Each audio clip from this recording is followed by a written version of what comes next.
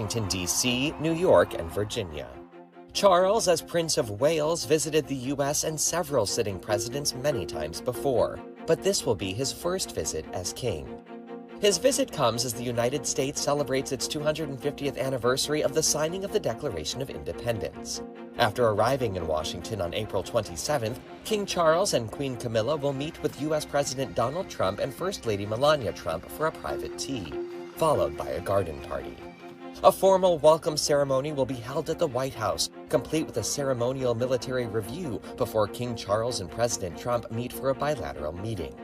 Later in the day, the king will deliver an address to Congress, and the evening will end with a glitzy state dinner at the White House, hosted by the President and the First Lady. Before departing Washington, their Majesties will lay a wreath at the tomb of the unknown soldier at Arlington National Cemetery, in honor of fallen soldiers. King Charles and Queen Camilla will then go on to New York for several planned events, including meeting with first responders and victims of the September 11, 2001 attacks. They will end their state visit in Virginia, where they will meet with indigenous communities and attend a block party celebrating America's 250th birthday. As King Charles III and Queen Camilla prepare for a state visit to the U.S. in late April, we are looking back at other royal visits to Washington, D.C. over the years. King George VI became the first reigning monarch to visit Washington in June of 1939, just months before the start of World War II. The King and Queen met with President Franklin Delano Roosevelt and First Lady Eleanor Roosevelt. They took a trip down the Potomac River to George Washington's Mount Vernon estate and dined together during a state dinner. But it was King George's daughter, Elizabeth, whose 70-year rule as monarch would bring her to Washington on 4 official state visits. The first was in 1957 when she was hosted by President Dwight D. Eisenhower and First Lady Mamie Eisenhower. The Queen and Duke of Edinburgh laid a wreath at Arlington National Cemetery, visited the U.S. Capitol, and enjoyed a state dinner at the White House. Queen Elizabeth returned again in 1976 to celebrate the bicentennial of the United States along with President Gerald Ford and First Lady Betty Ford.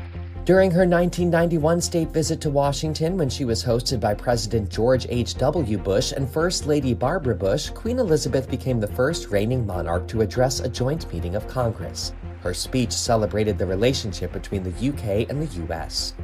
The Queen's final state visit occurred in 2007, when she was hosted by U.S. President George W. Bush and First Lady Laura Bush. While Charles and Camilla have visited Washington several times before, this will be his first state visit as king. Their trip coincides with America's 250th anniversary. It's semi-quincentennial.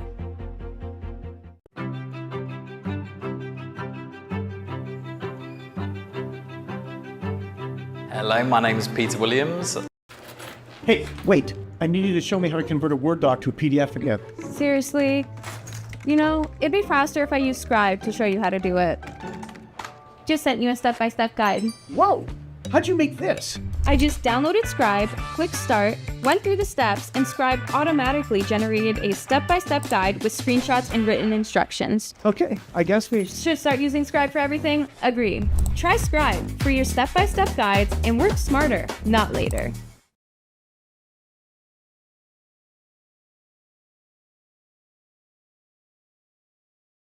I tried a ton of AI work tools. Then I tried Monday.com.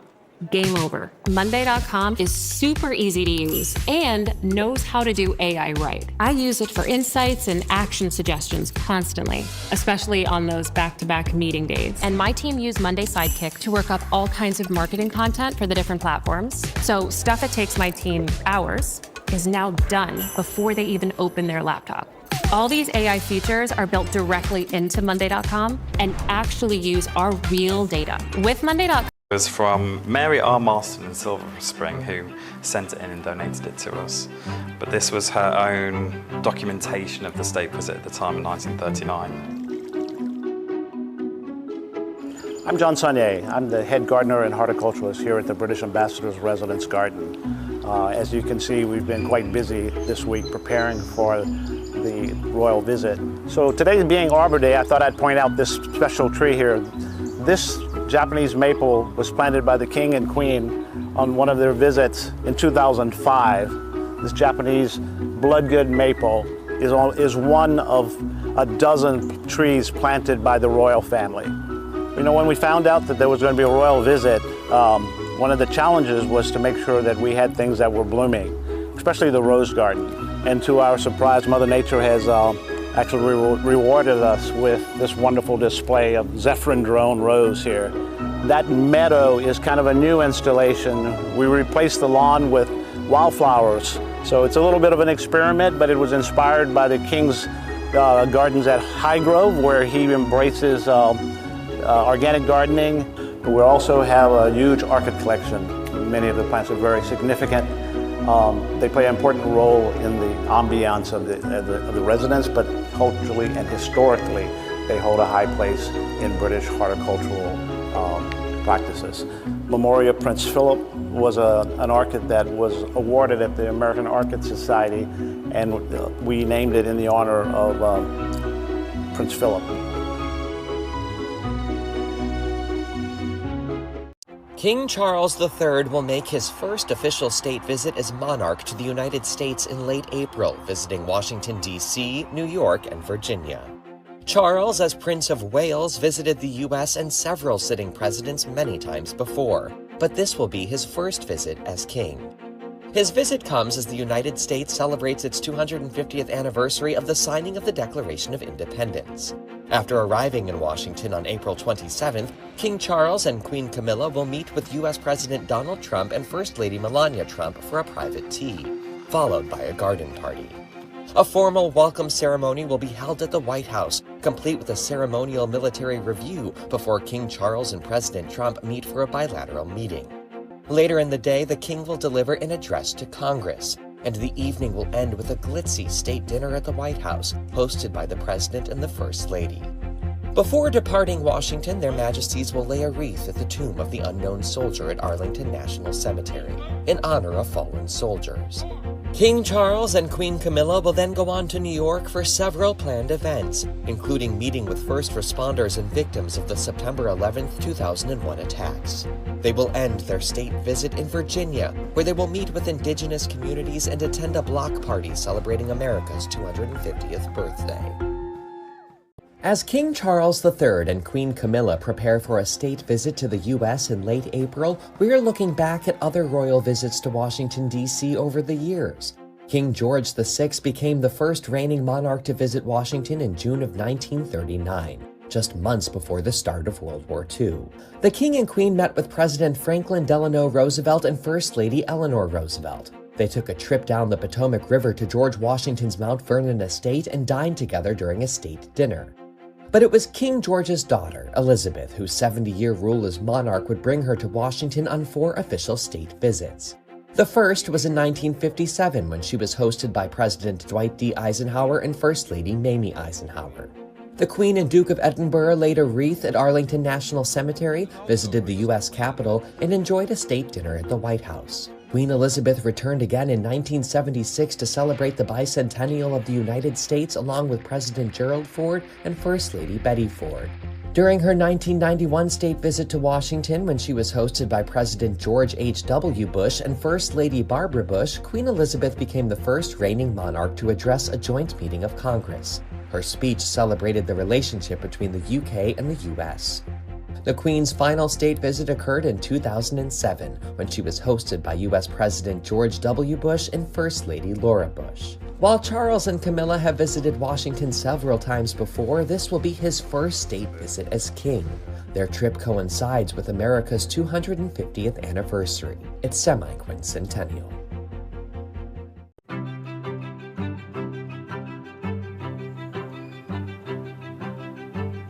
Hello, my name is Peter Williams. I am a residence assistant here at the British Embassy. We're currently in the ambassador's residence. And residence assistant, that means I'm gardening, I'm also looking after the archives. So here in the archives we've curated a exhibit showcasing iconic moments from state visits and also artifacts, invites, memorabilia from all the state visits there. Within the archives we have every itinerary that happened. We have lots of donations from the public that just really celebrated the moment. Here we have the new minted coin for King Charles. So this is the 2026 coin. and there you can see the America 250. We're just on our way to the Churchill Suites. That's where the archiving takes place. So we have anything from architectural designs of the Sir Edwin Lutyens building here, or we have the artifacts that have been donated from us, donated from embassy staff, donated from the people of America. Just to give you an idea of a few of the things, we do have a very fragile newspaper scrapbook that was from Mary R. Marston in Silver Spring, who sent it in and donated it to us. But this was her own documentation of the state visit at the time in 1939. I'm John Saunier. I'm the head gardener and horticulturalist here at the British Ambassador's Residence Garden. As you can see, we've been quite busy this week preparing for the royal visit. So today being Arbor Day, I thought I'd point out this special tree here. This Japanese maple was planted by the King and Queen on one of their visits in 2005. This Japanese bloodgood maple is one of a dozen trees planted by the royal family. You know, when we found out that there was going to be a royal visit, one of the challenges was to make sure that we had things that were blooming, especially the rose garden. And to our surprise, Mother Nature has actually rewarded us with this wonderful display of Zephyrin drone rose here.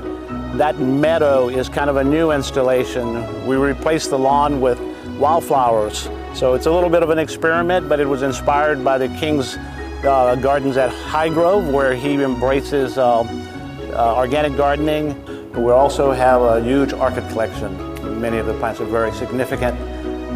They play an important role in the ambiance of the residence, but culturally and historically, they hold a high place in British horticultural practices.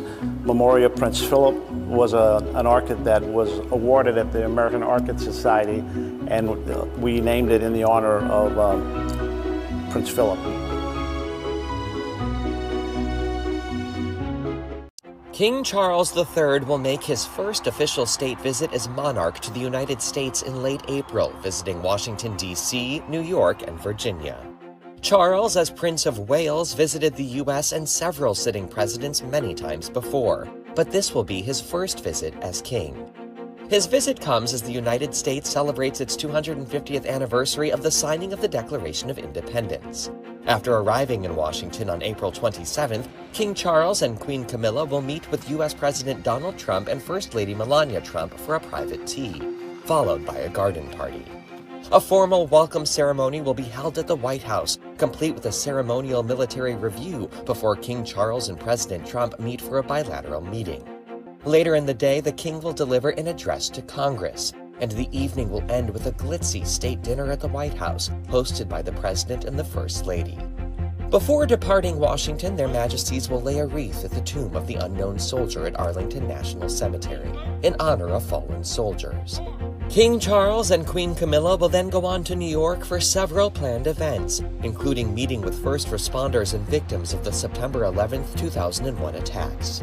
They will end their state visit in Virginia, where they will meet with indigenous communities and attend a block party celebrating America's 250th birthday. As King Charles III and Queen Camilla prepare for a state visit to the U.S. in late April, we are looking back at other royal visits to Washington, D.C. over the years.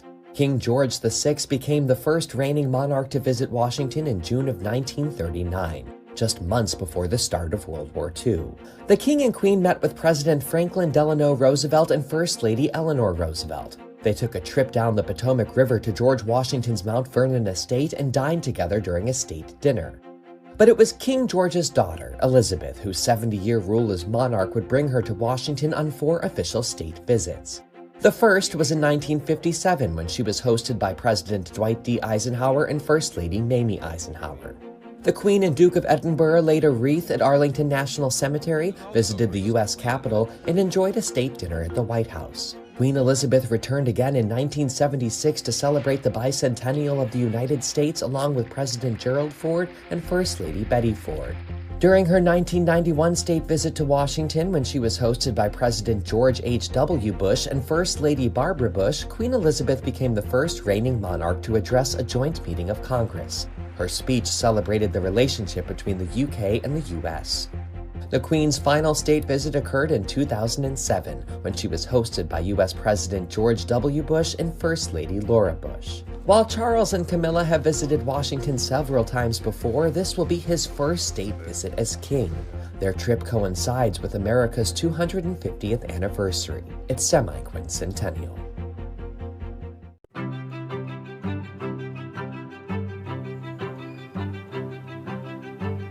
Hello, my name is Peter Williams. I am a residence assistant here at the British Embassy. We're currently in the ambassador's residence. And residence assistant, that means I'm gardening, I'm also looking after the archives. So here in the archives we've curated a exhibit showcasing iconic moments from state visits and also artifacts, invites, memorabilia from all the state visits there. Within the archives we have every itinerary that happened. We have lots of donations from the public that just really celebrated the moment. Here we have the new minted coin for King Charles. So this is the 2026 coin. And there you can see for America 250. We're just on our way to the Churchill Suites. That's where the archiving takes place. So we have anything from architectural designs of the Sir Edwin Lutyens building here, or we have the artifacts that have been donated from us, donated from embassy staff, donated from the people of America. Just to give you an idea of a few of the things, we do have a very fragile newspaper scrapbook that was from Mary R. Marston in Silver Spring, who sent it in and donated it to us. But this was her own documentation of the state visit at the time in 1939. I'm John Saunier. I'm the head gardener and horticulturalist here at the British Ambassador's Residence Garden. As you can see, we've been quite busy this week preparing for the royal visit. So today being Arbor Day, I thought I'd point out this special tree here. This Japanese maple was planted by the King and Queen on one of their visits in 2005. This Japanese bloodgood maple is one of a dozen trees planted by the royal family. You know, when we found out that there was going to be a royal visit, one of the challenges was to make sure that we had things that were blooming, especially the rose garden. And to our surprise, Mother Nature has actually rewarded us with this wonderful display of Zephyrin drone rose here. That meadow is kind of a new installation. We replaced the lawn with wildflowers. So it's a little bit of an experiment, but it was inspired by the King's gardens at Highgrove, where he embraces organic gardening. We also have a huge orchid collection. Many of the plants are very significant. They play an important role in the ambiance of the residence, but culturally and historically, they hold a high place in British horticultural practices. Memoria Prince Philip was an orchid that was awarded at the American Orchid Society, and we named it in the honor of Prince Philip.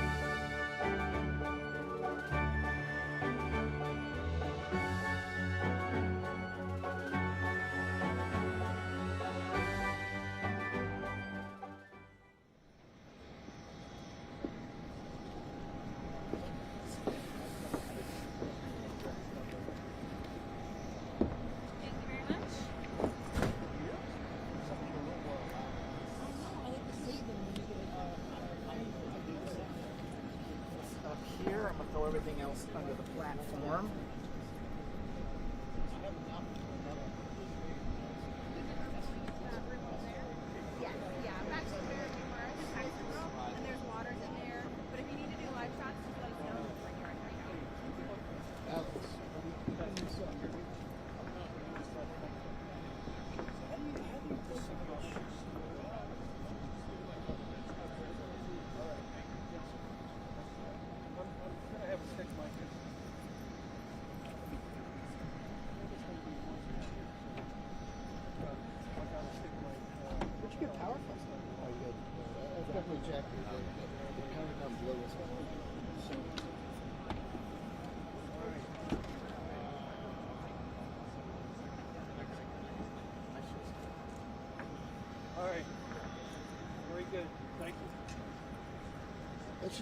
Imagine being able to build anything just by thinking about it.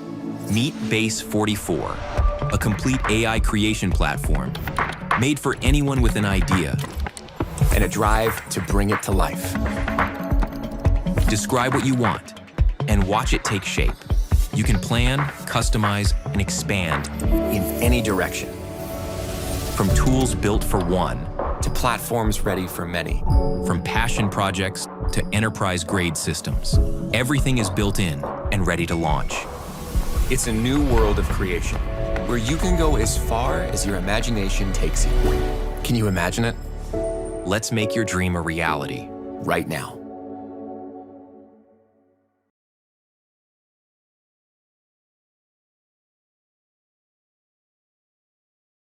Probably in a half hour or so.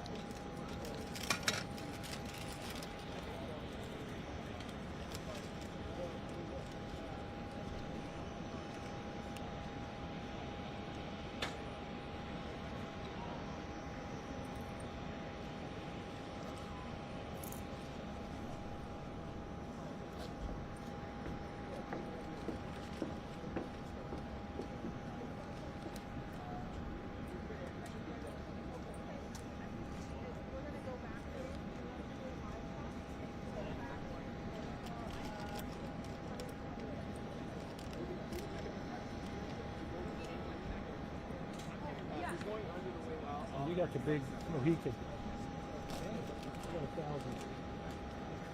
1,000 what? 1,500 miles, 1,000. Oh. I wish I had that. Okay.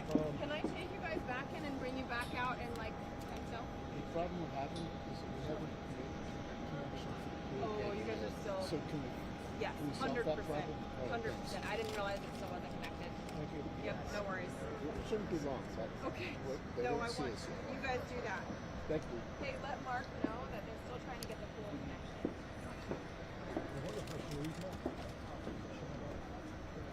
Huh?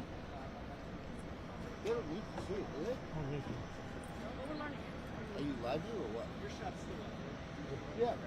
We're waiting for them to rally. I'm gonna tell them. All right. I'm good. What do you mean? Yeah. They're edibles.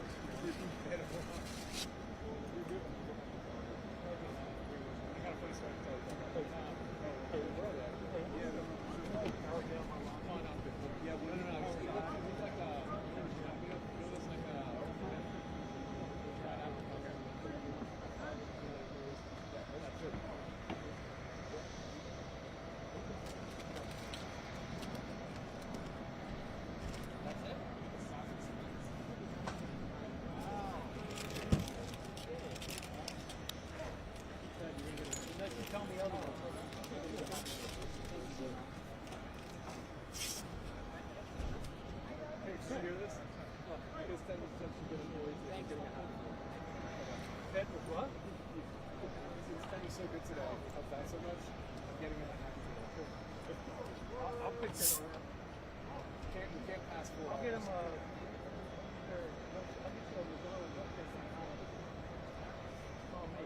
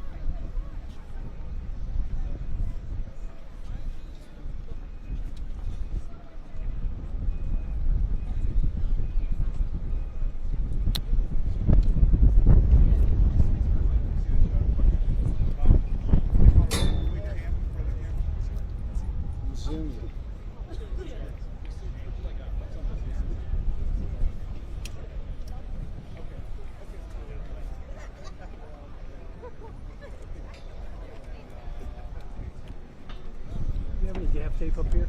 Yeah, I do. Mighty big thing is all you have. It's in one of those two bags there, please. Okay. I have some, but it's not low. Carmax, windiest, hottest, coldest places. That's coldest. Always One of those. One of the other. One of those. Okay. We're out here for riding. It was so cold. It was so cold they can't see on the Oh, and we're out on a rise like this, but like -5.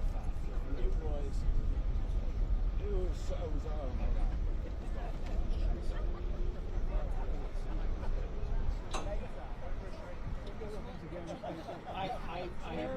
I smelled. Check out that. Oh, there it is. Right where you left it. That was in the last place. So I got this. ABC at first, but they made it so hard. Don't film me, please. Don't film that. I saw that.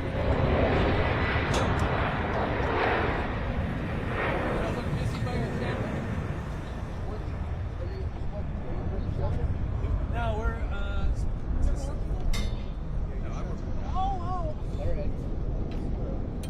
it's a special project. What? Special project. I guess. For whom? No, it's all. We signed it. We had to sign NDAs and everything. So, I'm fully charged. If not, I only got 10 hours left on that.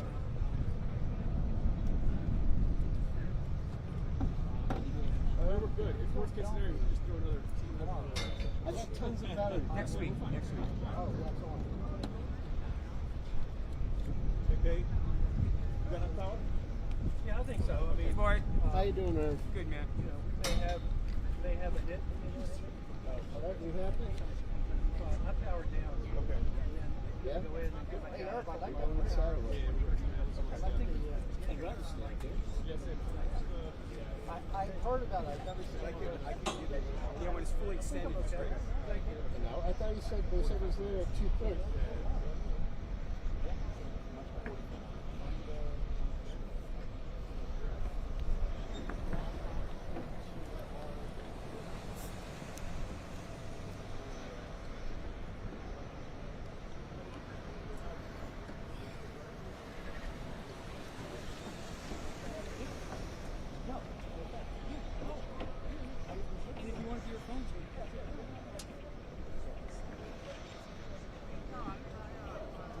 Are you cool, Pitch? Bart's cool. I'm cool. I'm good. I ate quite good.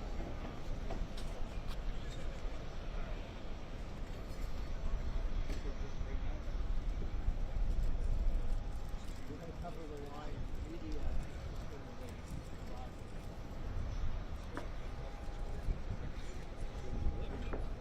They just shot us staring at each other.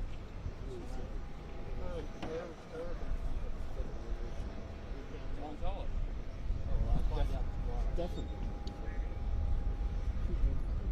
stuff is stupid.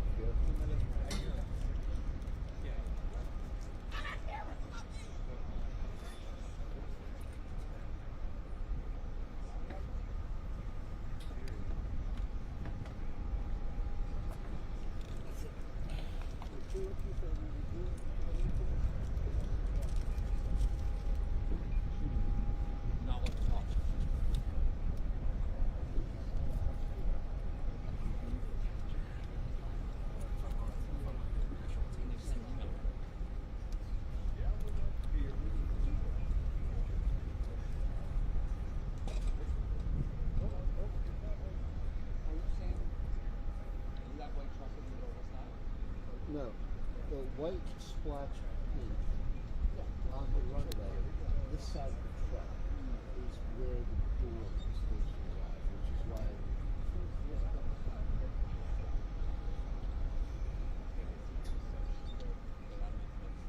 Well, it's actually nice.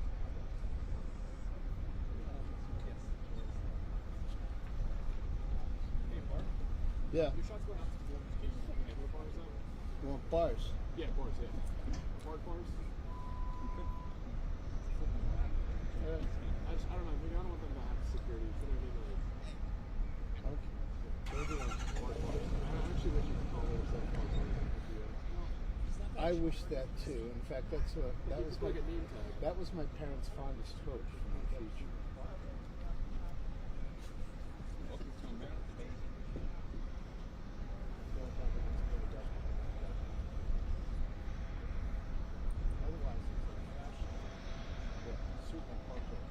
Oh yeah, it's pretty.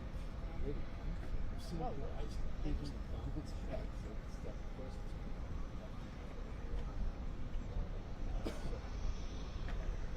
KFC buckets. You know what's really horrible is basically Italy soccer. You know, you're up in the north and it's all green, nice walkways, Naples was hot. everything like that. And then, yeah, you get down home, it's just garbage. Angry. You know, like tons of cigarettes. Like, you know, today is National Empty Your Car Ashtray Day by the side of the road. we were on the Amalfi Coast and we had to get to a flight first in the morning, so we moved up to Naples. So we just happened to spend one afternoon.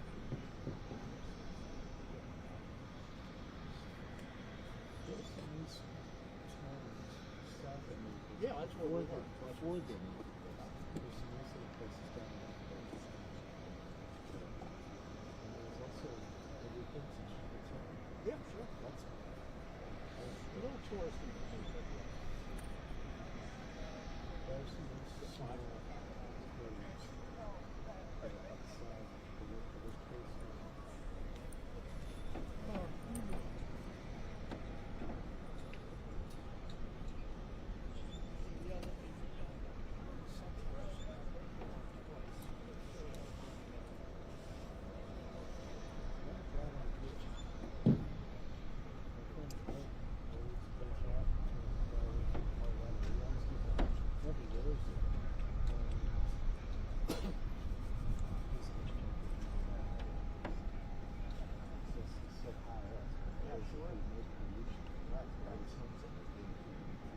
Oh, really? Yeah. So, yeah. Unless they have wildfires, which you can't see the sky.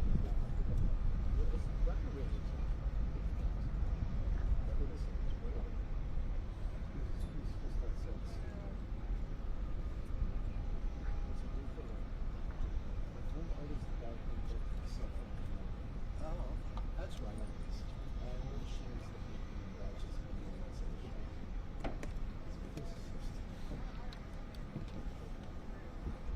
Wealthy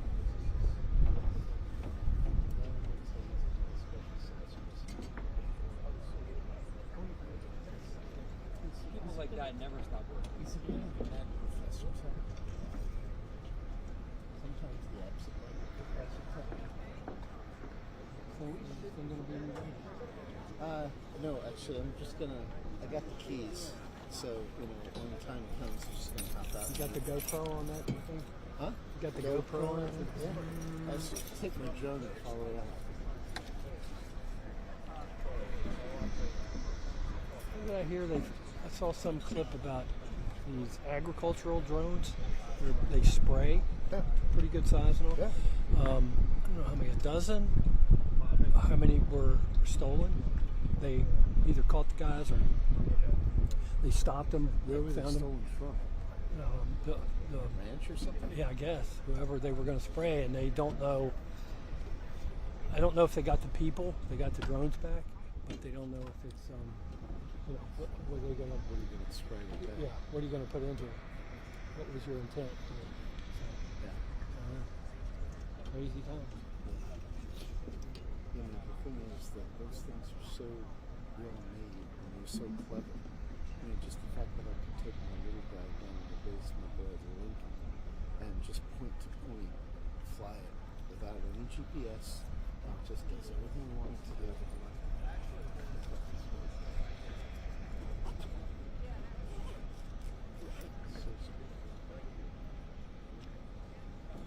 Yeah.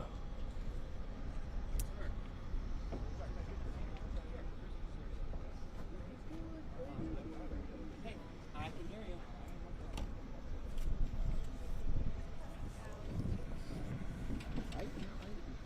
I have to say, since I've come here and started doing all these lives outside, I've never been a fan of $5 before, so you just got a little bit more. Yeah, potentially, but it's so overhead. I just figured it's not going to give me a whole lot. I just grab that. But this is, I mean, that would be the best thing. But I knew that would be like 4x4. That would be nice, but I didn't even know if I have room for this. Frankly, but I have an umbrella. The wind and the space up here. You know, the other night when I had to do the live at the hotel at the Hilton, I was 4 blocks away from it.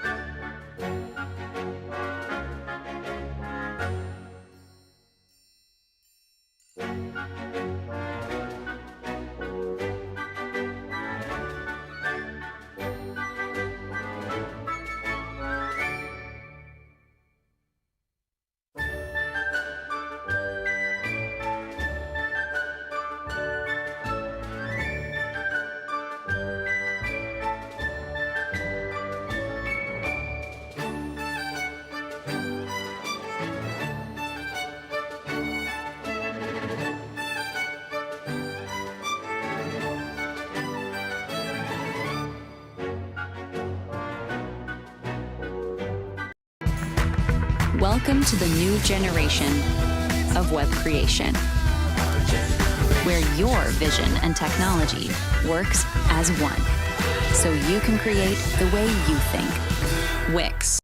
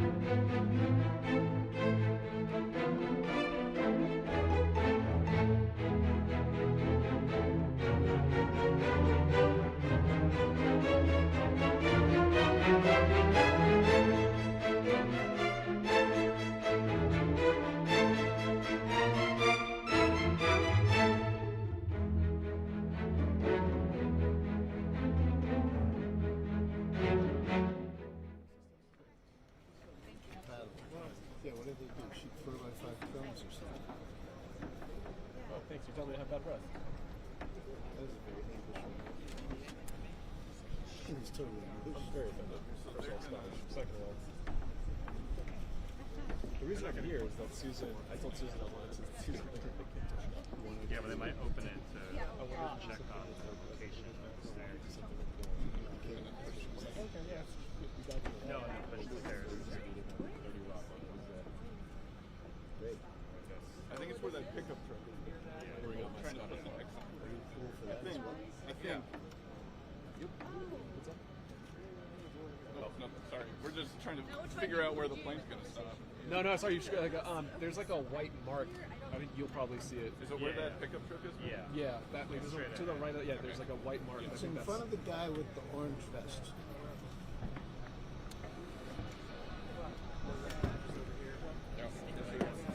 No.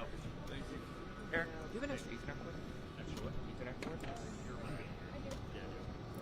Hey, Matt, quick question. This is going to be the head-on, right, for us? Yes, for the pool? should be. Yeah, I'm okay. just giving him an Ethernet. Thank you.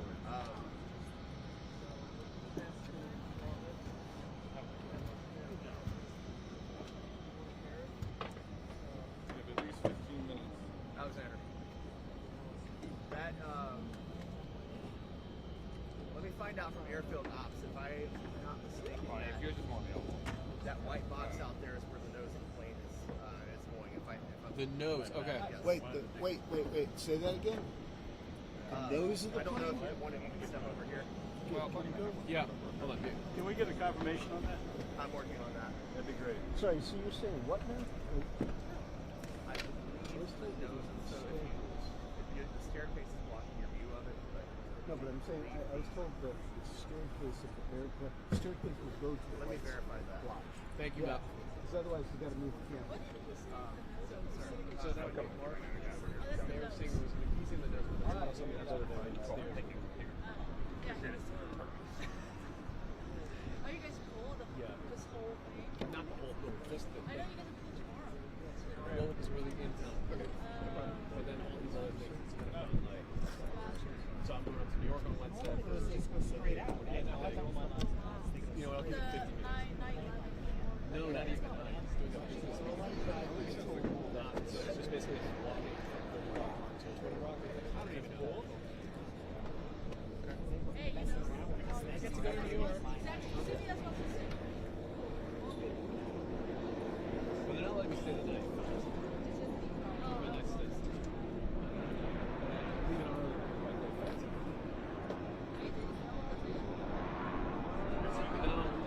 Going to New York.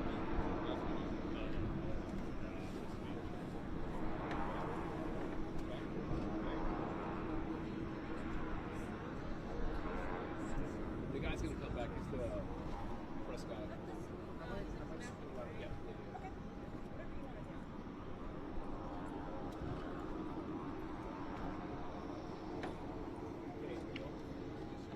They're confirming where we need to be. They have to slide over. I'll let you know what he says.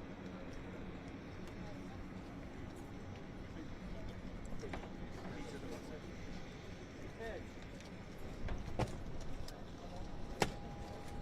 Greg. Ted down there? Hey, Ted. Ted. Hey, Paige trying to talk to you. It's almost like he's got a filter. I don't listen to Paige. Literally told him it was ignoring. I feel like everyone heard that. That's why he doesn't get his free lunch. Hey, Craig. Where's Ted?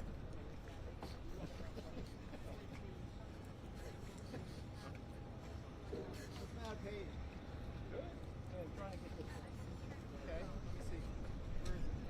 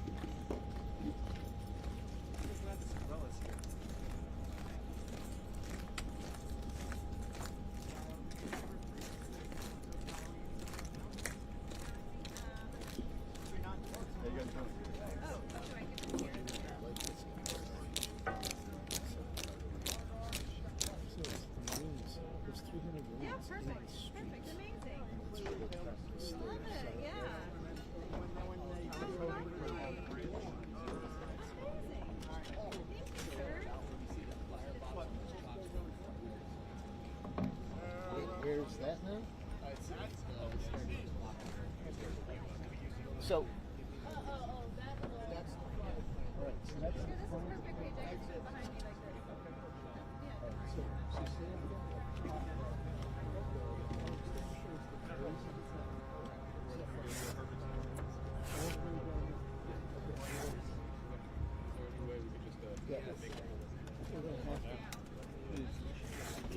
Ski either way.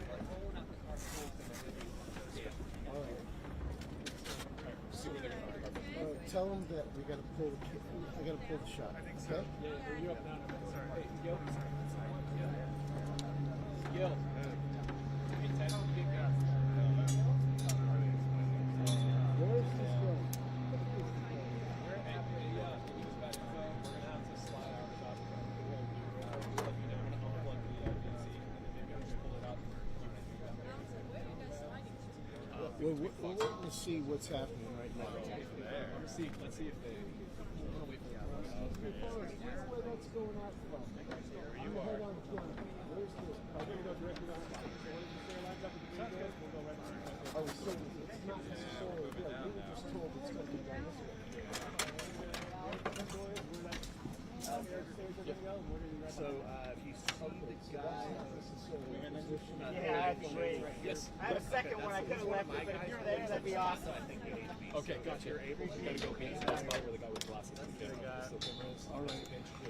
Okay, fine. So look, we're going to lose the signal. Right? Okay, so here we go. We're going to pull all this stuff out.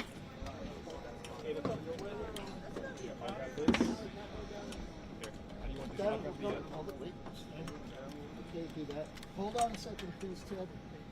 Can you move the jacket out of the way? Yep. Hey, Fox. Fox, are you guys about to go live? No, we're not. All right, we're going to quickly pass through you. All right, just want to... Of course. Whatever you got to do. Yep, you're good. Okay, cool. Thank you.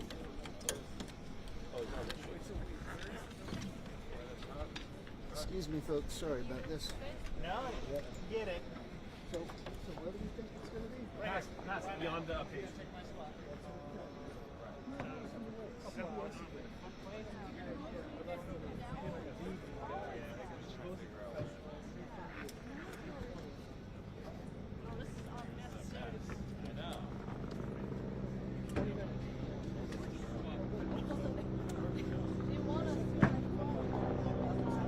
I know, we would have been doing this while we were outside.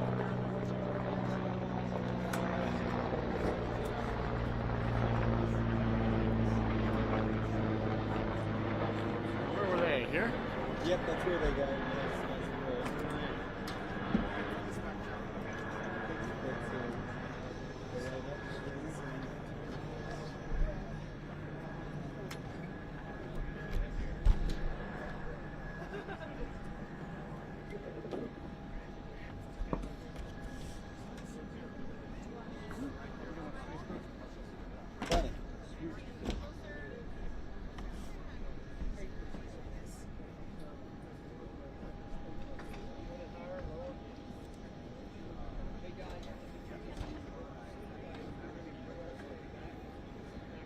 They've slided over to where the red carpet's getting rolled out.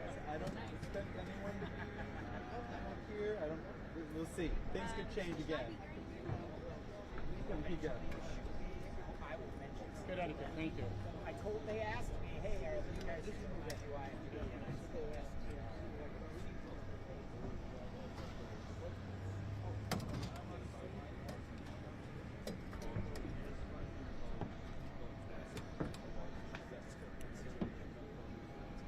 Close the lasagna. It's spinach and cheese ravioli from Costco. They come in this huge container, freeze one, and it's cooked on the bridge. Leftovers. That's awesome. Some good rouse sauce. Yeah? Yeah. You gotta do it right. Pretty crazy good stuff. Yep. I've never had it before. I was like, I like it. And I tried it.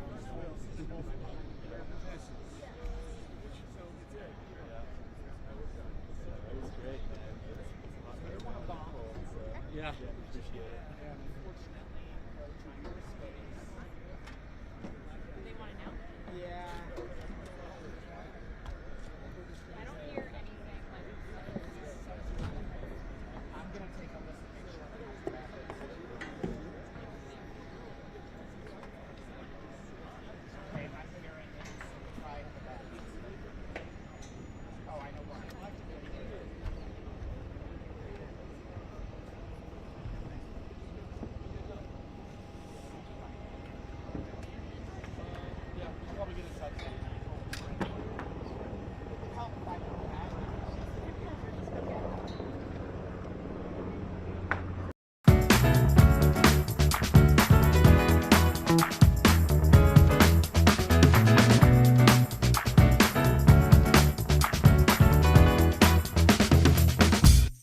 The new Ashley Luxe collection is the drop your home's been waiting for. With ultra plush boucle upholstery, beautiful wood bathed in a French oak finish, and striking designs that make a statement in every room.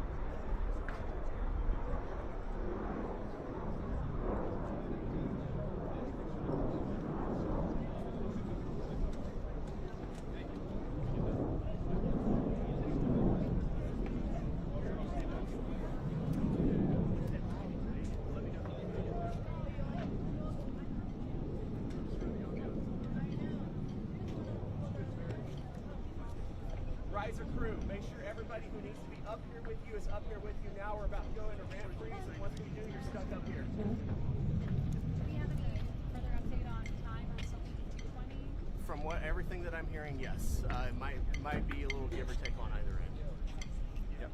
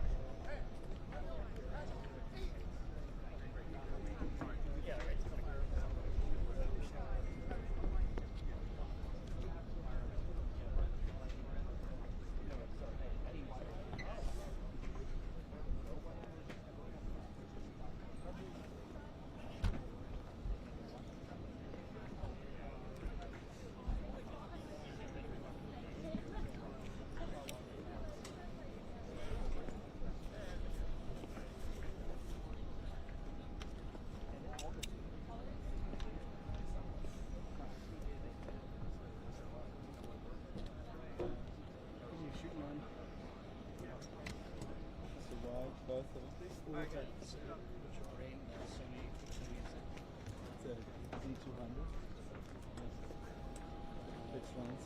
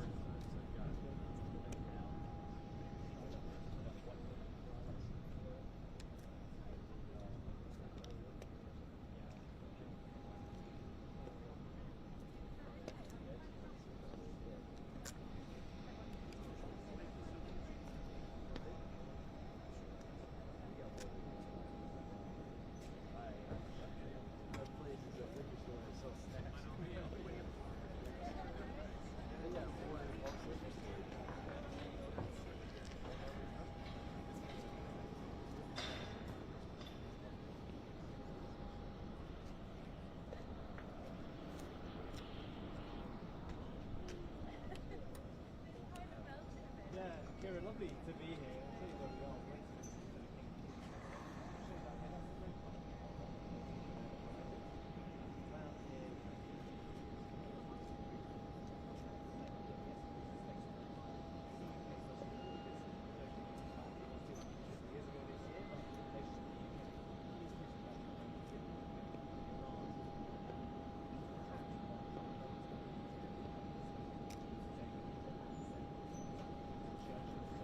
relationship is bad.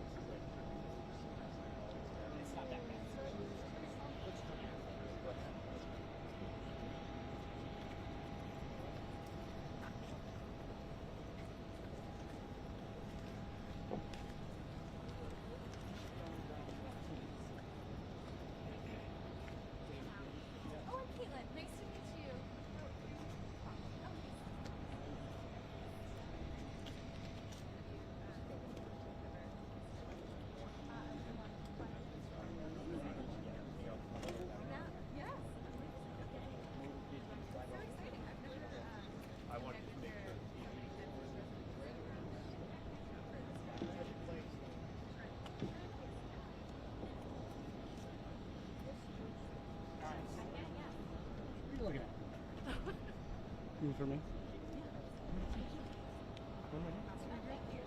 Well, I was down there, but she's like,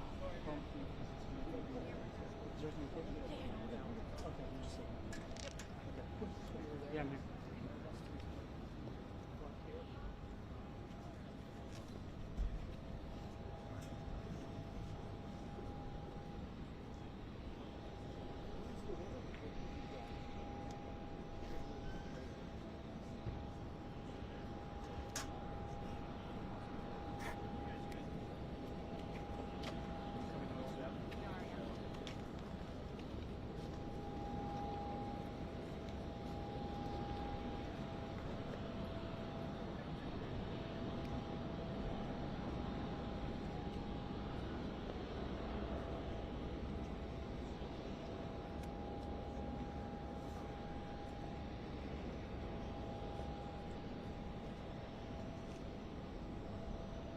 I always say you can't manage what you can't see. Monday.com shows you the full picture like that.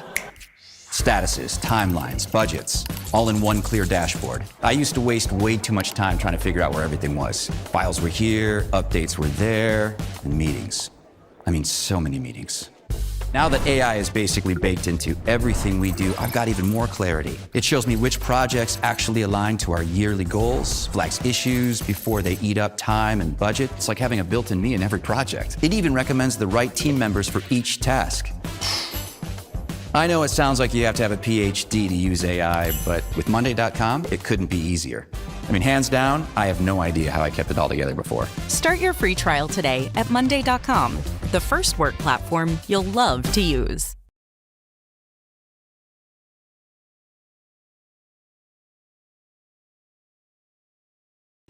At Heritage, we know that having a first-time driver can leave you on edge. There are signals to see and messages to ignore, signs that matter and notifications that don't.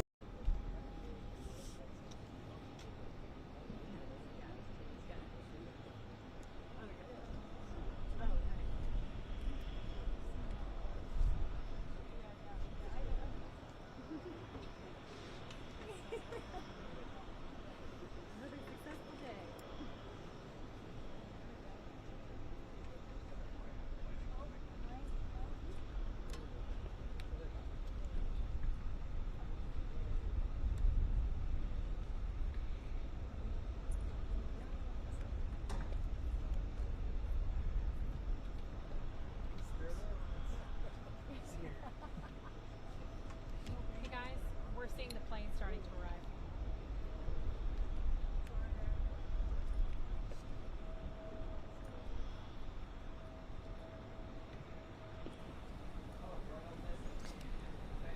You are seeing pictures now of the plane carrying King Charles and Queen Camilla as it lands at Joint Base Andrews here in the Washington, D.C. area. I am Meg Kennard, again here back with the Associated Press live stream coverage of the King and Queen's visit to the United States this week. As this plane lands, it begins a 4-day visit for the King and Queen in and around Washington. They'll be here in D.C. for a slew of events, as well as traveling to New York City and events in Virginia before they leave on Thursday. So you're seeing these images now. Again, this has been a long journey across the Atlantic for the King and Queen, but this now marks King Charles' first touchdown on American soil as the sitting British monarch. He has clearly been to the United States a bunch of times, I believe 19 as he was serving as Prince of Wales, but now he is clearly the monarch in his own right. And so this is a big moment for him, the first official visit as king himself, again traveling with Queen Camilla, who will be attending some of these events with him and also a few of her own. So we are seeing that plane taxi at Joint Base Andrews. The King and Queen, when they emerge from that plane, will be heading over to the White House for a first visit, just kind of an official greeting with President Trump and the First Lady. And then from there, they will proceed across Washington to the British ambassador's residence for what we expect will be a very traditional British garden party. We'll talk a little bit more about that event later in this broadcast coverage, but I can tell you the Associated Press got some behind the scenes access to all of the planning that has gone into that event, and it should be very special on a nice spring day here in Washington. Temperatures are feeling pretty nice outside, so they hopefully should have a good time. But as we continue to watch this plane moving across the tarmac at Joint Base Andrews, just a little bit more of the schedule that the King and Queen are going to be seeing over the next couple of days. Tomorrow is really the big day for the King and Queen as they're here in Washington. The King will be having a bilateral meeting with President Trump in the Oval Office. At the same time, Queen Camilla will have her own meeting with First Lady Melania Trump.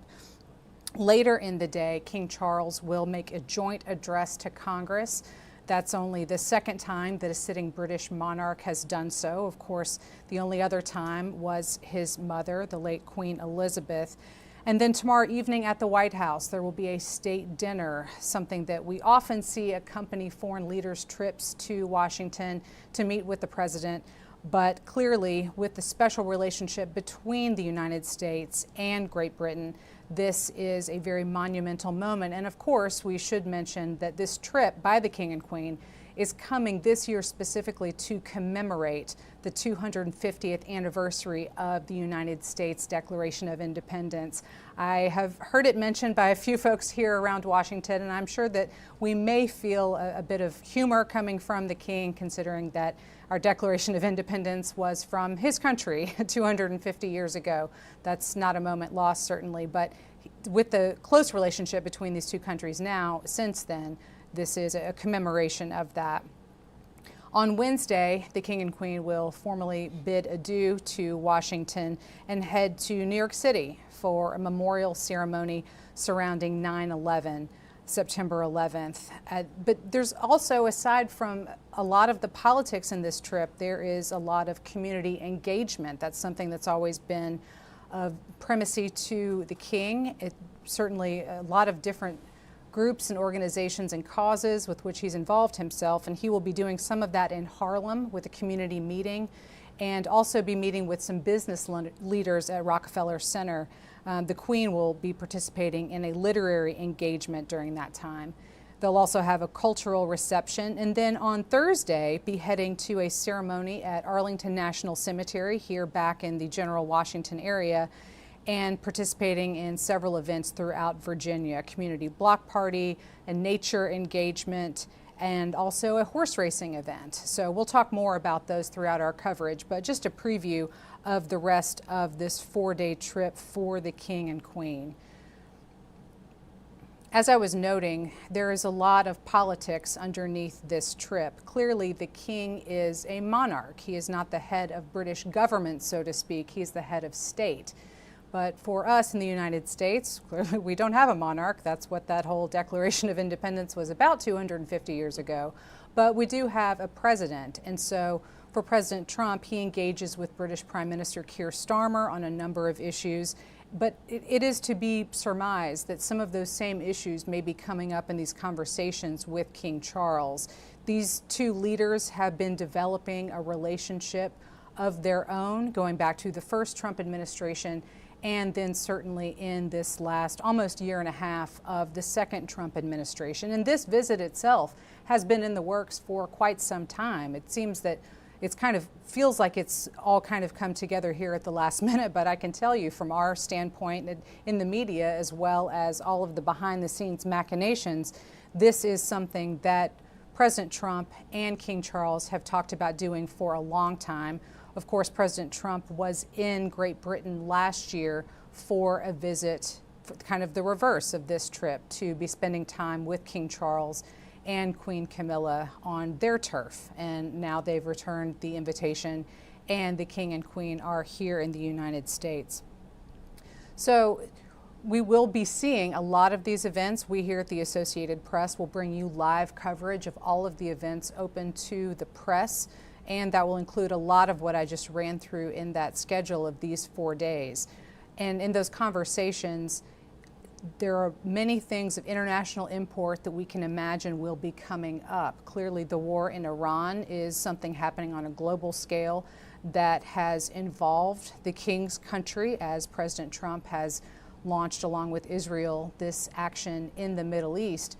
And I would be certain to surmise that some of that will be coming up in their conversations, as well as perhaps some of President Trump's consternation when it comes to what he has characterized as lack of support from European leaders for some of his efforts, particularly including the Strait of Hormuz most recently and traffic by tankers through that.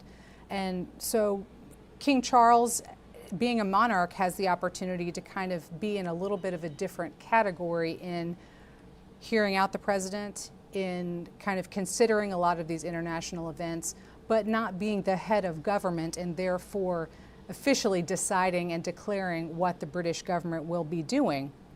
So again, it's a different layer to the kind of bilateral arrangements that we see between President Trump and other global leaders as they meet at the White House and in the Oval Office, which will be happening in that bilateral meeting between the two leaders tomorrow. Continuing to see this plane here making that long journey across the very big tarmac there at Joint Base Andrews with King Charles and Queen Camilla.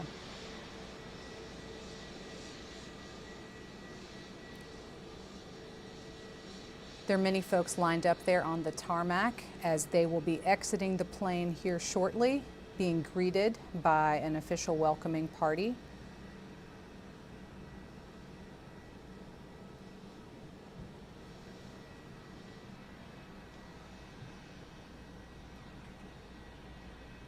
And tomorrow night, of course, I mentioned there will be that state dinner at the White House. There was also a state dinner during President Trump's visit to Great Britain last September. A point of high honor for foreign leaders to host these kinds of events for each other. We don't always see it happen every time there is a foreign leader, certainly here in the United States and when the president goes abroad to other places. But that's another indicator of the close relationship between these two leaders who will be spending time together this week. Watching the staircase now being wheeled over to the airplane so the King and Queen can make their exit down to the tarmac and officially begin their 4 days of visit here in the United States.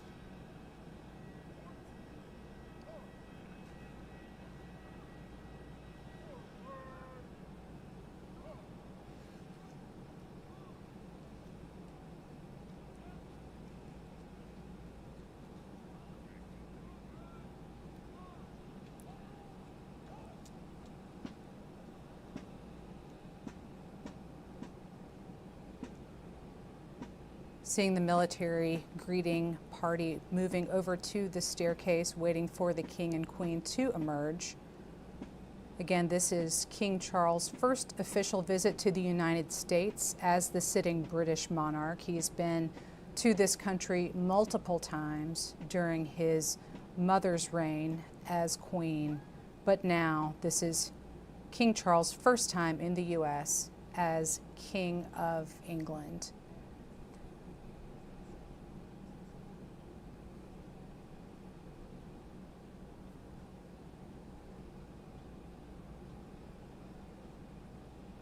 Let's continue to watch these live images now of King Charles and Queen Camilla officially lighting on U.S. territory during their 4-day visit here to the United States to commemorate that 250th anniversary of U.S. independence. We will be along with them as they make their way over to the White House, and then from there to the British ambassador's residence here in Washington for a British garden party.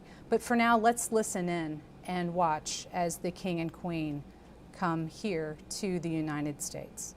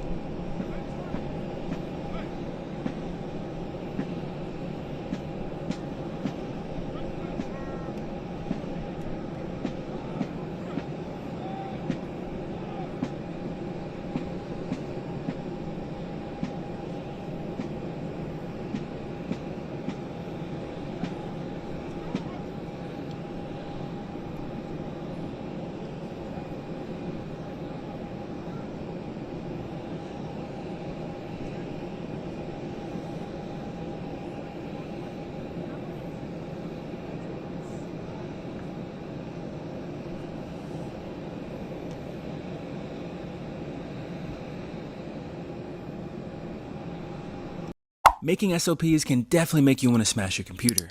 That was until I found Scribe. Right, here's my honest review of Scribe, aka the tool that will basically write your SOPs for you. I'm not the type of person who's sitting around taking screenshots all day. I'm not doing it. There's a million other things I'd rather be doing, and that's why they call me the workflow wizard. Why? Because I'm using Scribe. When I sign up, all I do is hit record, click through the process, boom. Scribe turns it into this beautiful guide. I don't take a single screenshot. What's the catch? There's no catch. I made a 98-page guide in 5 minutes on a Tuesday. Make the switch to Scribe, save your time, and take that deep breath, because you deserve it.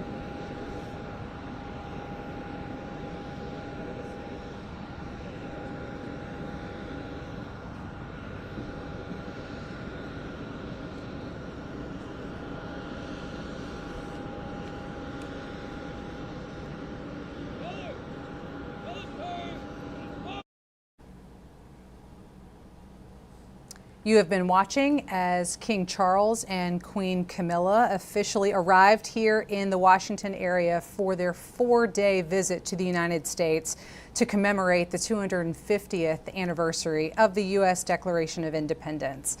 I'm Meg Kennard here at the Associated Press Washington headquarters, where we are monitoring our live stream coverage coming from across this city as the King and Queen now make their way to the White House, which you also see on your screen there.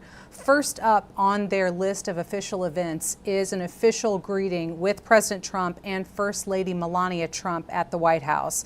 This is an event I've seen plenty of times, and I know that you've probably seen it on TV at least too, where foreign leaders arrive at the White House to be greeted by the president, and in the case of their spouses also coming, oftentimes the First Lady, to bring them into the White House space, officially welcoming them to this country, and often having a brief moment to sit down and chat. That's what we do expect to be happening with King Charles and Queen Camilla and the first couple, President and Mrs. Trump, as they are expected to have some tea and a chat there at the White House today as their first official event here in Washington. Later on this afternoon, the King and Queen are going to be heading across Washington to the British ambassador's residence. That is where they will take place in a formal British garden party, which is an event I would very much like to go to, but I will be here bringing you our live stream coverage. That is something we'll be talking a little bit later today about with Jack Arresto, our deputy bureau chief here in Washington, who recently got a special behind-the-scenes look at all the planning that it takes to go into pulling off an event like that garden party later on today. So now you're seeing, again, our live shot of the White House now, where the King and Queen are on their way to be greeted by President and Mrs. Trump for their first official event here in Washington. This is, it's going to be a pretty long trip, all things considered, for the first royal couple of the United Kingdom here in the States. They'll be in the DC area today and tomorrow before going to New York for a series of events, and then also to Virginia before departing for Bermuda, the next stop on their trip outside of the UK. And as I was saying a little bit earlier, this is it's a special relationship. That's something that officials in both countries have often talked about when characterizing the way that the US and the UK are connected. Since 250 years ago, obviously the big disagreement that led to the Revolutionary War and our own independence. But since then, there have been a lot of times where British leaders and American leaders are drawn tightly together. That's often happening at the Prime Minister level, which is obviously the head of British government, but also between the American presidents and British royal family and British monarchs. During the very long reign of Queen Elizabeth, King Charles' mother, she came to the United States a number of times and was greeted by a number of U.S. presidents. And her father also developed a close relationship with American presidents when he visited here with FDR. That was the first visit in 1939 that a British monarch had made to the United States. And it was at that meeting where pieces of this relationship really began to draw even closer, clearly on the cusp there of World War II, a time when the US and the UK were very aligned in terms of their efforts to fight for victory in that war. And that's something that we've continued to see developing, not just at the Prime Minister level, but particularly between US presidents and British monarchs, and pretty much since that time almost was Queen Elizabeth II, now until King Charles III. But so it's an event where we anticipate we will have conversations between President Trump and King Charles on a variety of issues, not necessarily just political, but also things that they may share in common and just personal conversations. But underneath all of that, there's clearly going to be policy conversations, political conversations, and the moment in which the world finds itself with still conflict happening in the Middle East, in the war in Iran, and President Trump's difficulties and disagreements with various European leaders, including UK Prime Minister Keir Starmer. That is something that is kind of an undercurrent beneath this visit. There is a lot of pomp and circumstance certainly happening in all of these events that are here in the Washington area, but once the events move out of Washington, there will be more of a community engagement feel, just kind of looking at the schedule of everything else that King Charles and Queen Camilla will be taking part in as they travel up to New York to commemorate 9/11. There's also a community engagement event in Harlem. The Queen will be participating in a literacy event in her own right. And then also when they are in Virginia on the final day of their trip, they will be going to Arlington National Cemetery, clearly commemorating some losses there, but then also moving on to different events. King Charles is known for his conservation efforts. That's always been a big piece of his royal persona, so to speak, is advocating for conservation of the natural world, and he is expected to participate in an engagement along those lines when he's in Virginia. Queen Camilla is expected to also attend a horse racing event, it's kind of a way for royals while they're here in our country to express some of their personality. It's not just all about these official, Union Jack and Stars and Stripes clad events like we saw there with the arrival with the flags of the two countries, but also just participating in some other things that kind of show their personality to Americans and perhaps develop their own relationships. Let's not forget that the King's mother was queen for a very long time, the longest serving British monarch. And so now as he comes to the U.S. for the first time in that role, this is an opportunity for King Charles to kind of, even though he's been here a lot when he was Prince of Wales, kind of let the American people get to know him a little bit in his own right. And then from Virginia, the royal couple will be departing for Bermuda for the next stage of their trip abroad. So there are a lot of different events that are happening mostly around here in the Washington area and in Virginia, but also that trip up to New York for the King and Queen while they're in the United States.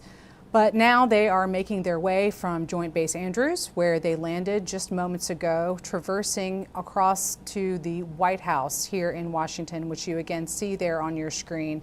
That's where they will be greeted by President Donald Trump and First Lady Melania Trump before having an informal conversation there at the White House and then going on to the British ambassador's residence for that garden party that I mentioned. I'm really looking forward to the conversation that Jack and I are going to have here in a little bit for the behind-the-scenes access that AP had earlier to all of the planning and preparation that is going into that event. Spring is here in Washington. It feels amazing outside, and so I know that an event like that one is going to be something that will look very special and should feel very nice in terms of temperature. One thing I want to make sure to mention just in terms of the schedule as we look toward the rest of this week, tomorrow is the biggest day for the King's visit here in Washington. He will become only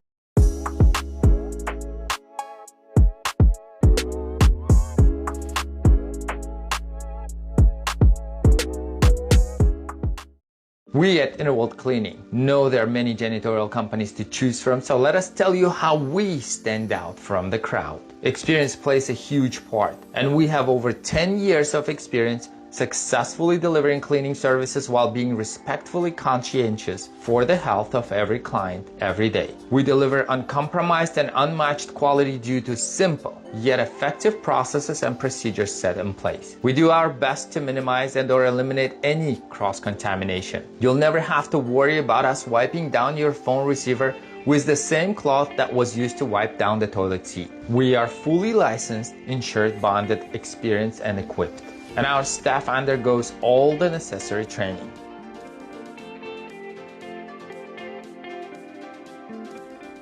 A bit different. I'm not going to say it's more than a ceremonial role that he encompasses. He is the head of state, but it's different than being the head of government. And clearly in the United States, our president is kind of both. And so this is it's a little bit of a bifurcated way to think about when leaders from Great Britain come here to the United States.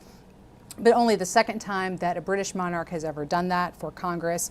So that will be a big moment. And it is another thing I want to make sure to mention underneath a lot of this is the thought of security, given the shooting that happened on Saturday evening at the White House Correspondents' Dinner here in Washington.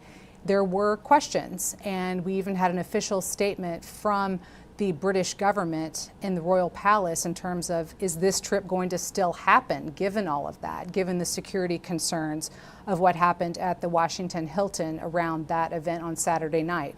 Clearly, as you just saw, the King and Queen are here, and this visit is expected to go on as normal.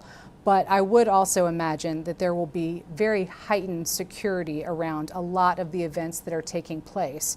As you're seeing there, they're on their way to the White House, which is always a very secure location.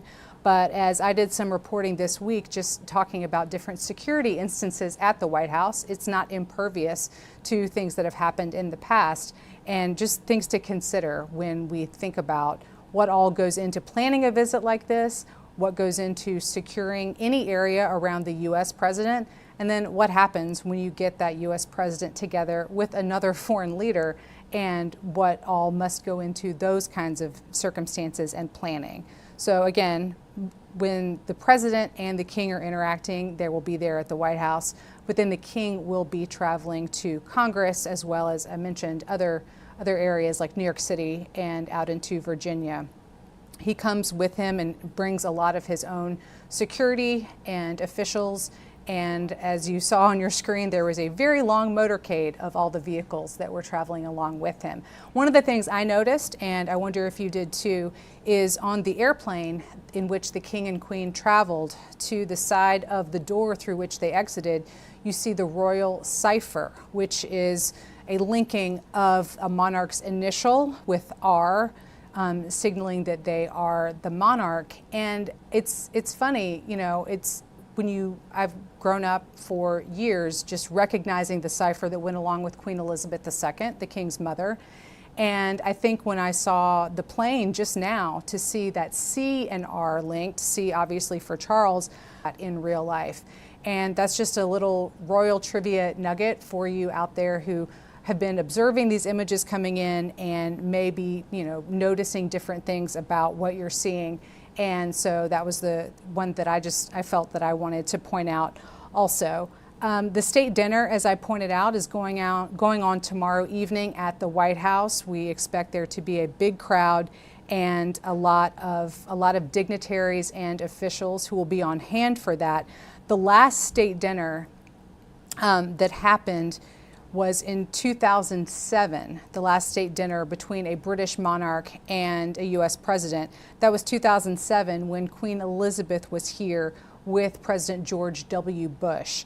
And as it happens, that ended up being her last visit to the United States writ large. So now when we look back on the history of the relationship between U.S. presidents and British monarchs, 2007 is the last state dinner that was held in honor of a British monarch, and that was the last time that Queen Elizabeth was here in this country.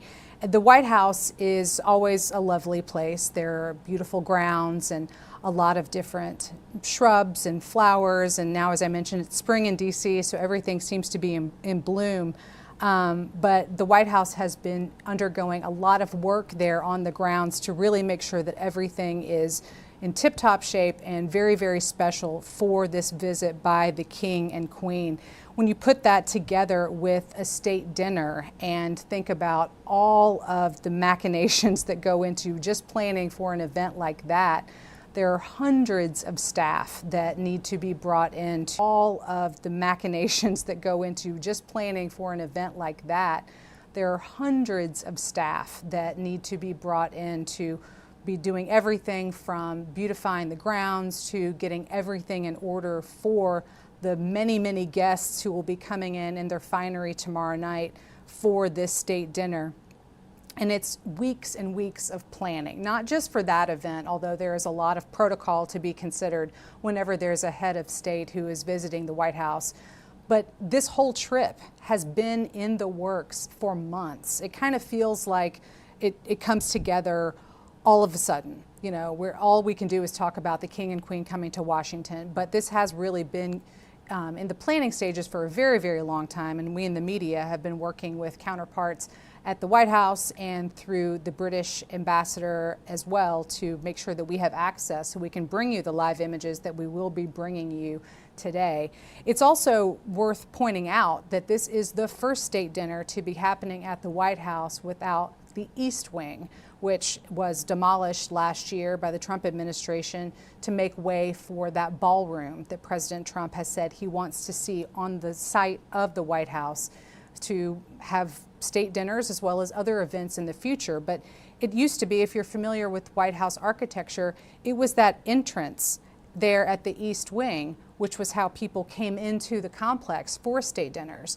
And so it will be very interesting tomorrow, to see how that all is set up without all of the East Wing and that area. It's definitely going to look different. There are always tents that accompany these events to kind of house all the people who come for these large events. That's something that President Trump has said that's a reason why he wants to push for the ballroom, because the tents, in his mind, he says it should be something that's more permanent and more glamorous than that, and less pervious to weather or rain or whatever could befall anyone dressed up to try to get in there.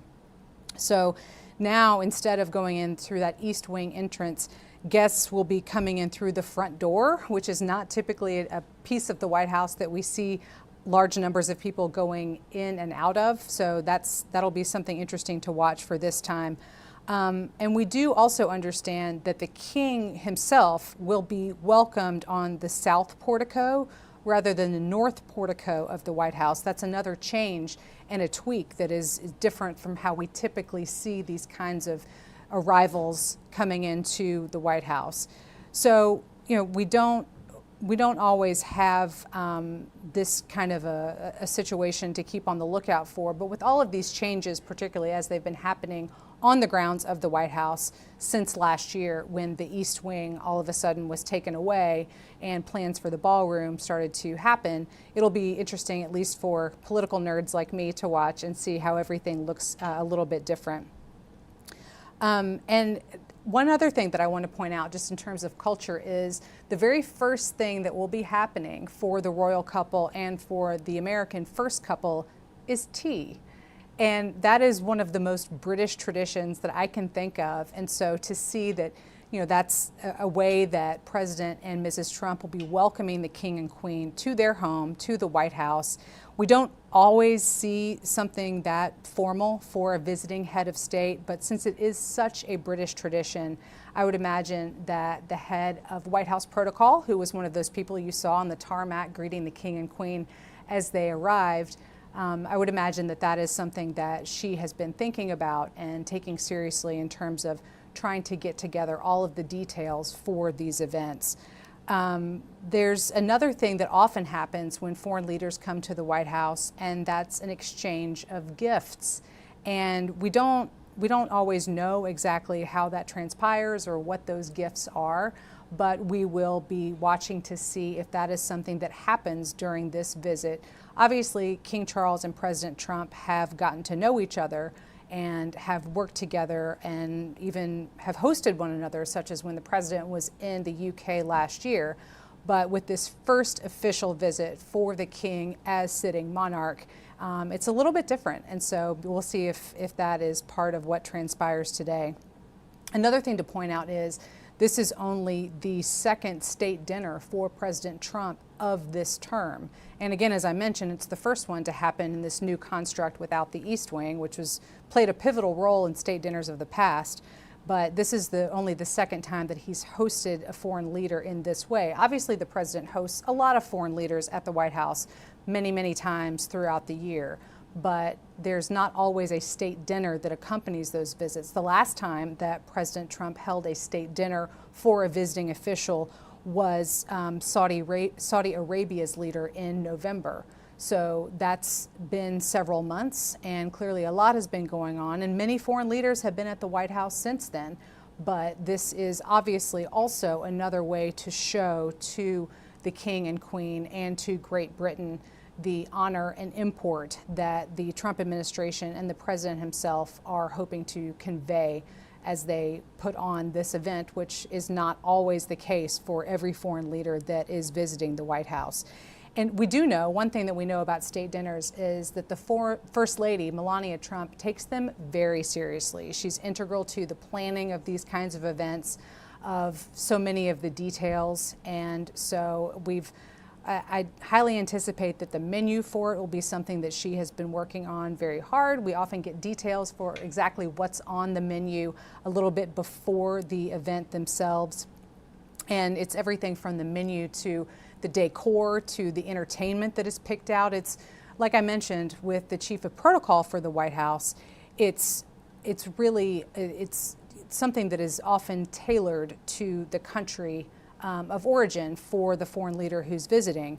And so there's a lot of specificity, but also wanting to showcase America and American cuisine and American style. And one thing that I learned when I was researching about state dinners in preparation for this week is there has been in recent years somewhat of a transition away from more of a heavy French style of cuisine on the menu to lighter fare that really showcases more American styles and American ingredients. And so that's something that I think has been it's always on my mind. Maybe I'm hungry, I don't know, that I'm thinking about food, but I'm interested to see what's on the menu for the state dinner. There's one thing that we also know that the First Lady will be sharing with the royals is the new beehive on the south lawn of the White House. That is something that really just came out this week. It is itself a replica of the White House. My colleague Darlene Superville has been doing some reporting around all of this, and it's something that we anticipate that the First Lady will be showing off. This has been another big project for the First Lady. We always see First Ladies putting their mark, so to speak, on the White House grounds with different projects, and this has been one that Melania Trump has been working on and will be showing off as she gives a bit of a tour. Clearly, there are a lot of new facets and features at the White House during this second Trump administration. The Rose Garden, for example, has been made into somewhat of a patio type space. So that'll be something that they will also get a look at. But that plus that new outdoor space plus this new beehive project, which is a replica of the White House, and the grounds in general. Again, I know I keep saying it, but we don't always get a nice spring in Washington. And since it is so nice, it's good that this is happening during the visit of the King and Queen, because it really provides Washington writ large, but also the President and the First Lady to quite easily show off some of the nice surroundings there at the White House and across Washington. It's always, I love being here. It's always nice to be in Washington, but it feels even better when it's nice outside and it's not cold or raining, and that's certainly not the case today. So it should be a lovely time for them to be at the White House and also at the British ambassador's residence for that garden party later on today. I think that it's almost time for the King to be arriving at the White House, so we are going to leave you now with this live picture, and you will see as the King and Queen are pulling up there at the White House for the official greeting with President Trump and First Lady Melania Trump. As I mentioned, after they have had their conversation, they will be moving on to the British ambassador's residence for that garden party, and we will be back to talk about that in just a bit.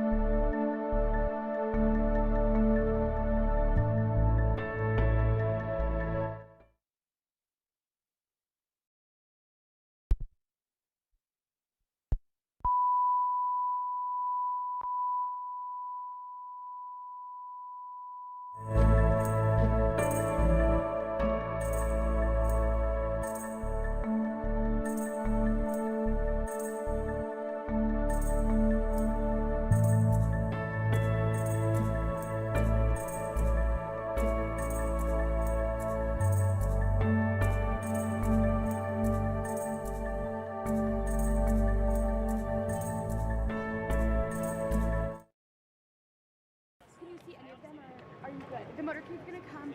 Yeah, everyone that is coming. Yeah, they're waiting. But in front of the marine. Are you able to pull this up? How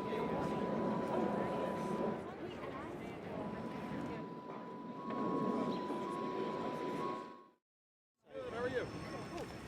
Right, so can you make sure you've got our shot on that one Let me move. Okay, yeah, could you move back one?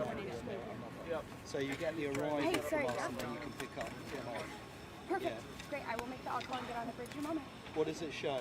Thank you, Anna. Are you looking at us or are you looking, what are you looking at? Okay, Michelle. That's what I mean, what's he looking at? They probably haven't put me up yet. Yeah, can you put, can you Check, 1, 2. Check. Can you make sure, I'm on the phone.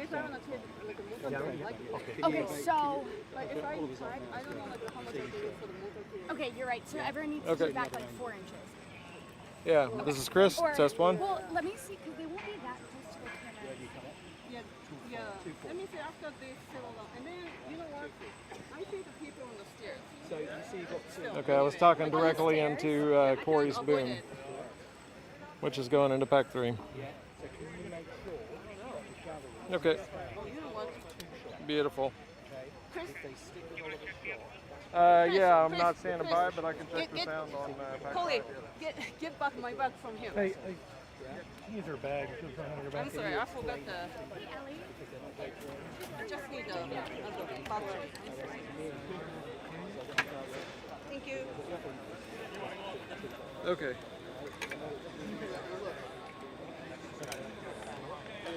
I don't think they want us to stand. Pack 5, pack 5, pack 5. Camera mic is on channel 2.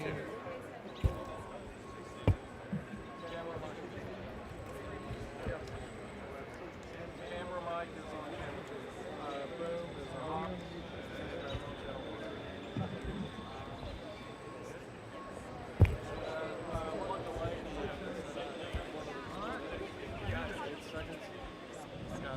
Okay, we'll both at it. Okay. Alright, you happy?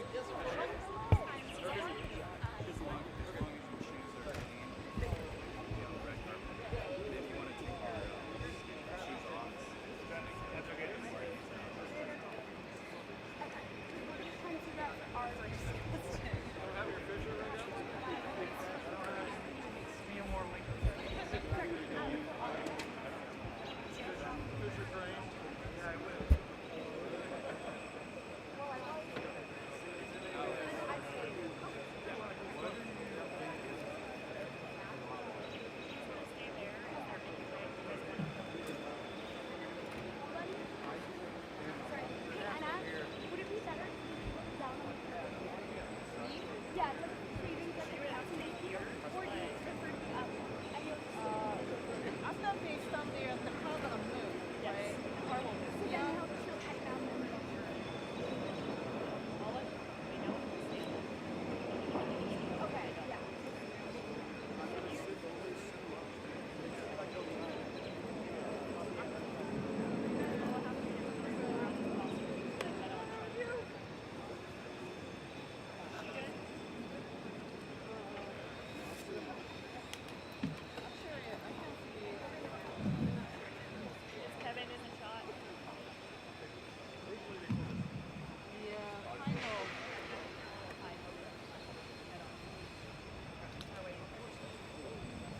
Maybe I can basically I can move behind them. Wait, Micah, I think it would be better if you were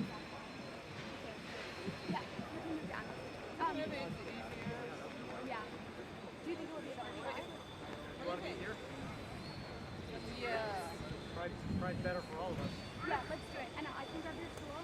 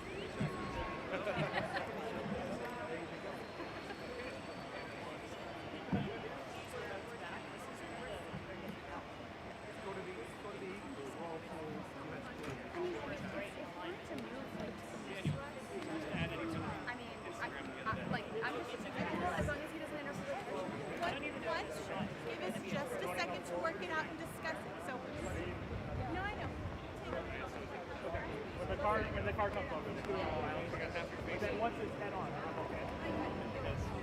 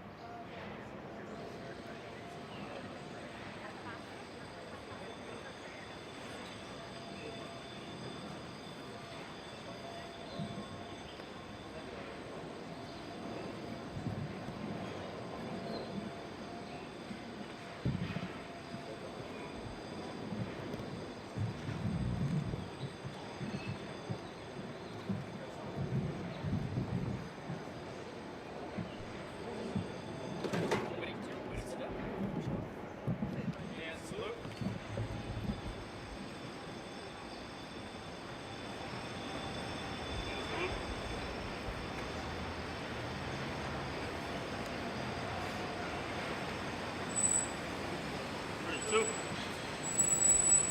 Bring the doors. Bring them up. Bring them open.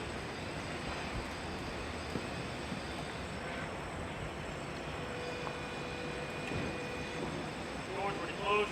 Ready shut. Ready face. Forward march.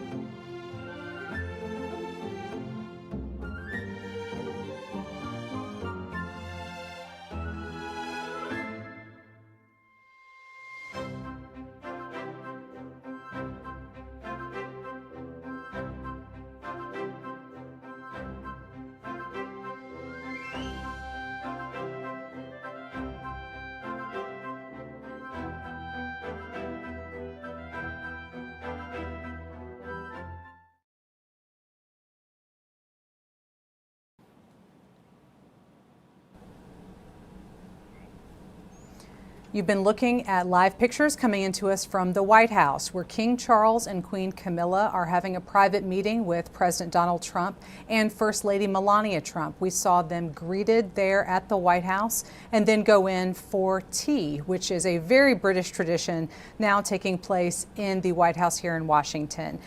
They're, after this event, going to be heading across Washington to the British ambassador's residence for a British garden party. That's an event I would very much like to see, but I'm joined now by somebody who's already had behind-the-scenes access to some of what's gone into today. Right now, here with me is Deputy Washington Bureau Chief Jack Arresto. Jack, good to be with you. Thanks for joining me on set. Well, thanks for having me, Meg. So you, a couple days ago, again, I'm very jealous about this, you got to go over to the British ambassador's residence to see a little bit behind the scenes and also get a sense of all the planning that's gone into this event. First off, just kind of tell me, what are some of the things that you saw while you were there? Yeah, well, there's been a lot of planning that's gone into this event, particularly on the American and British side and here at the AP as well. But the ambassador's residence was really fascinating. It's a little piece of Britain right here in America and at the center of Washington, D.C. There's a large house where the ambassador lives and a lot of extensive gardens that are all British gardens. It's really neat for me to think about some of the personal touches in some of these places. Again, D.C., there are a ton of different embassies and evidence of foreign countries with, having their separate territories here in town. But what are some of the personal touches maybe that you saw there from England, from Great Britain there in the gardens? There's actually a lot of different personal touches. One in particular is the trees that are on the ground. So many of those trees were actually planted by different members of the royal family. There are trees that are planted there by the late Queen Elizabeth. There are trees that are planted there by the late Queen's sister, Princess Margaret. And really at the center of the garden party tonight is a Japanese maple that was planted by the current king and current queen on their last trip to Washington. So not only will they see it again, but they'll see how it's grown so much since they were last here, and it'll be right, it's really positioned right by the patio where everyone will be tonight. Seems like there's, underneath all of this, a lot of intent in crafting these spaces and the personalities involved with them. So for the king to be able to see that is pretty neat for this trip. It would be great, yeah, absolutely.